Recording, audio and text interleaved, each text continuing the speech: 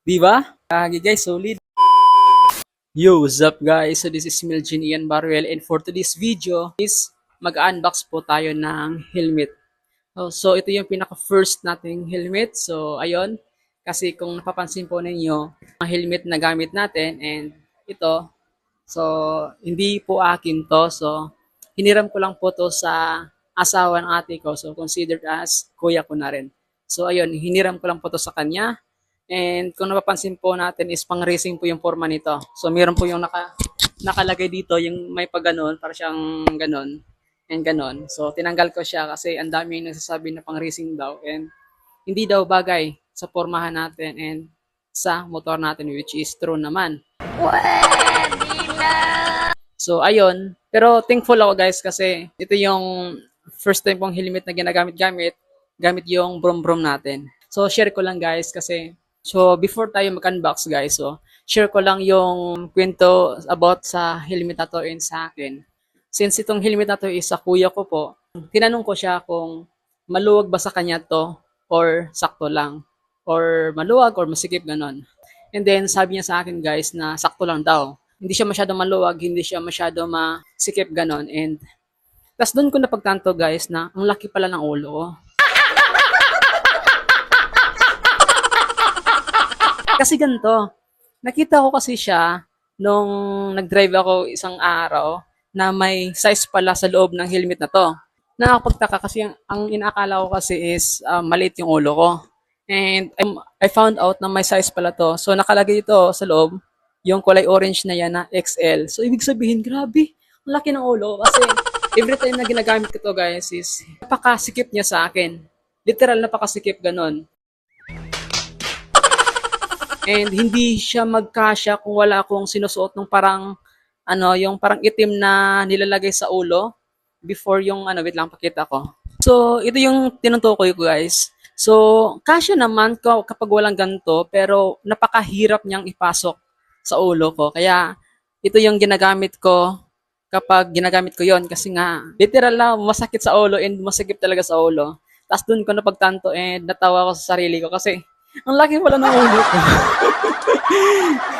Grabe, nanilait ko sarili mo.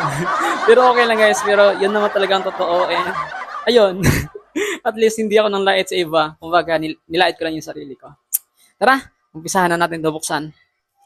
So, ayun nga guys, as you can see, i-unbox na po natin yung box or yung helmet po natin and mamay po tayo dito ng scissor. So actually guys, ang ganda ng packaging niya.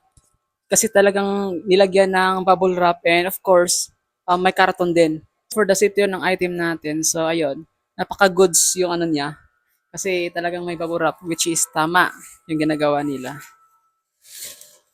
So ayun guys, sinukat ko kasi yung ulo ko guys is gamit yung tape measure ba yun? Yeah, tape measure. And ang sukat ng ulo ko is 62, 60 or 62, something ganon. And ayun, yung napili nating color is kulay black. Tara, buksan natin. So, ayun na nga guys, ipagpatuloy natin yung pag-open nito. And napapansin ko siya guys sa box na to or sa helmet na to. Hindi siya ganun kabigatan or hindi rin siya ganun kagaan. So, ibig sabihin, actually mas mabigat yung una kong ginagamit, which is yung hiniram ko nga sa kuya ko, compare dito na parang hindi siya ganun kabigatan. Pero mas maganda siya guys kasi hindi siya mabigat sa ulo or hindi siya sa gabal dalhin ganon. So yun ang nakagandahan nito. Guys, this video is not sponsored pero papakita ko lang yung brand niya. So, RXR helmet. So, ayun. Bilat ka. Sorry. Wala, nalaglag. Isa sa nagustuhan ko dito guys is may bag na po siya. So it means may sarili na po siyang bag or lagayan para kung sakasakali pong tapos na natin gamitin siya. So may tama po siyang lagayan and hindi po siya maalikabukan and pwede po natin siya isabit ganon. So, ayun guys. Nakalagay siya sa isang parang parang bag ganon. So, ayun ang ganda niya, kulay black. So, nakalagay siya na parang bag. Labas na natin. Gagi guys, solid. May may parang leader pa tong niya, yung foam niya, oh. Mas makapal yung foam niya. Oh, di ba? Oh, di ba? Gagi guys, solid. Ganda na itsura. Ha? O, di ba? And as of the moment guys is tatanggalin po natin yung plastic na nakakover po sa visor niya po. And ayun, tinanggal lang po natin and sinilip ko po yung pinakaloob niya. And ang ganda. O, di ba? So, ang nagkakalaga ito ng ano lang guys. So, napakamura lang. So, nasa 800 plus lang. So, ayun, may helmet ka na maganda. So, I choose black kasi nga black yung brum-brum natin and mahilig tayo sa black. So, ayun guys. So, try natin suotin and tanggalin natin yung sticker niya, yung sa harapan. Ita. And try natin isukat kung kasya. Kasi kung titingnan natin guys, parang ang liit niya, no? Parang ang liit niya. Compare dun sa isa na yung dati natin ginagamit. So, sinabi dito guys is anti-scratch daw. So ayun na guys, natanggalin na po natin yung pinaka-sticker ng visor and nakikita naman po natin napaka O, ganda diba? and talagang black na black. Solid. Sa halagang 800 guys, may ano na kayo, may helmet na kayo and kung gusto niyo mag-avail din, so ilalagay ko na lang din yung link sa ating basket or else ilalagay ko sa ating comment section. So nakapin po 'yon. So try muna natin maglagay irekta natin sa ulo natin guys na without ng ganito. Ito. Try natin. So ayun na guys, susubukan na po natin ipasok sa ulo natin and ayun, nakikita po natin napaka-smooth lang po yung pagkalagay.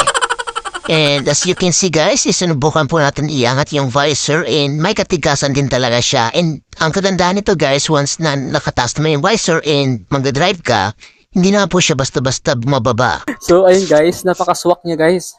Actually hindi siya medyo maluwag pa siya onte. Oo, gumagalaw-galaw pa. So imagine, nagkasya siya na without ng ganito. So walang ganito. So nagkasya siya. Maglagay tayo ng ganito guys kung I think mas smooth siya ilalagay kasi para kasi siyang madulas ganun. Kaya mas smooth siguro. Try natin. So ayun na guys, gamitin po natin ang itim na yan. Di ko lang alam kung anong tawag dyan. Basta more na ginagamit sa mga hold-upper. Charot! Karamihan na mga nakikita kong gumagamit ng ganyan guys is ito yung mga nagmumotor ganon or nag-aangkas, nag-grab or basta ganon yung mga nagmumotor. Pagkapasok guys is napakasubak lang talaga and ayun, as you can see. So ayun guys, mas mas maganda nga siya guys. Pag may medyo hindi na siya maluwag masyado. Yung ganito. At least hindi nasasayang yung 800 natin, di ba? Kasi karamihan naman ganito kasi guys, umabot siya ng 1,000 mahigit ganon. And actually, nag-sale sila, kaya nakuha ko lang siya ng 800 mahigit. Kaya kung ako sa iyo, humabol na rin kayo. Ayun, baka gusto mo palitan yung helmet mo, di ba? So ayun guys, that's all. Thank you for watching. God bless as always. Life is a masterpiece in the making, and you are the artist of your destiny. Embrace each brushstroke of time, for they blend together to create a tapestry of experiences uniquely yours. Remember, life is not about the destination. It's about savoring the journey. Embrace the present moment, for it's the only time you truly possess. The adventure awaits. Go forth and make it extraordinary.